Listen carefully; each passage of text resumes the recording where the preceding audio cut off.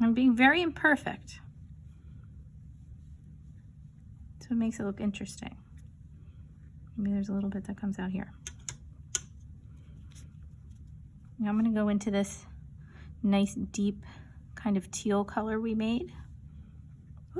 And I dripped, and that's okay. I like that. Let's let that bleed and see what happens. And I'm going just to the edge and working this darker color in.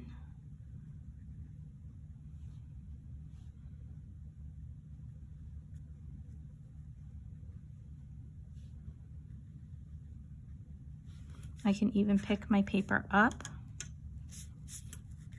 and kind of move the paint around and let it do its own thing. Kind of see where that takes it.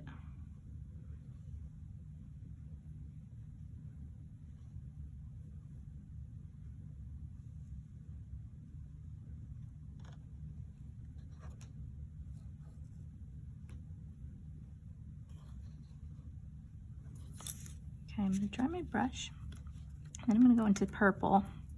Now I notice I didn't grab any water. I know that my purple is it's pretty soupy right now, and it's got some pretty intense pigment in that liquid. So I'm just going to go straight in, and look at how nice and deep that tone is.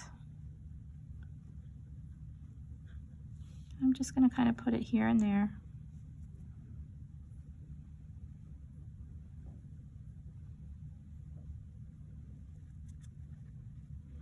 Now watercolor dries lighter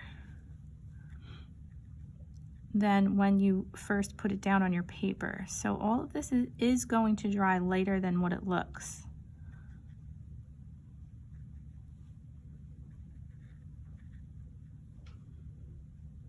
Okay, I'm just going to kind of add a little here.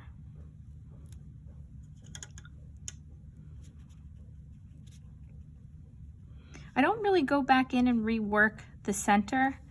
If you want to go in and just build up a little intensity here and there, you can, but I wouldn't go back in and play with that too much, because then it's going to start looking a little muddy. That's what happened to this first one I made. It got a little overworked. The more I kept going back in and trying to play and add, the more overworked my watercolor became to look. So I'm kind of happy with it the way that it is. Okay, if you wanted to go back in and add a little at these edges, we could. I kind of like what I have. Now, while it's still wet, this is the time to have a little fun and to play. I'm gonna move my water cup out of the way. I've got my salt. This was just salt we got out of the cafeteria here. So I'm gonna pour a little in my hand, just a little bit. And I'm just gonna take a pinch and I'm gonna sprinkle it into the wet watercolor. And what's gonna happen is the salt's going to absorb the color on the paper, and it's gonna make a little dot that looks like stars in the night sky. I'm just gonna sprinkle it all over.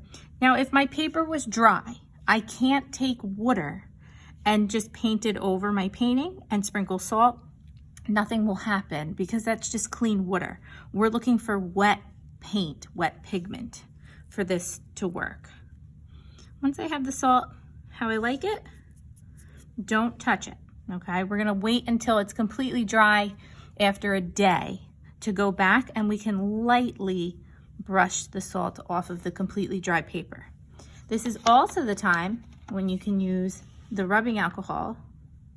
So I pour a little in the cap, and I stick my finger in, and I'm just gonna flick it into my wet paint. And what that does is kind of makes the paint start to resist itself and makes another cool layer in your paint. And you can use as little or as much as you like. It won't show up so much in my lighter areas in the center, but in the darker areas towards the outer edge of my circle is where it's really doing some neat things. So let's put the extra back.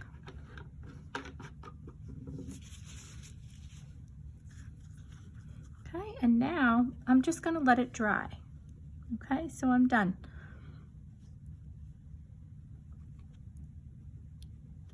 Tomorrow I'll come back when it's dry and I can do some Sharpie black marker work on top of this to create another dimension into my painting. Okay, enjoy and have fun.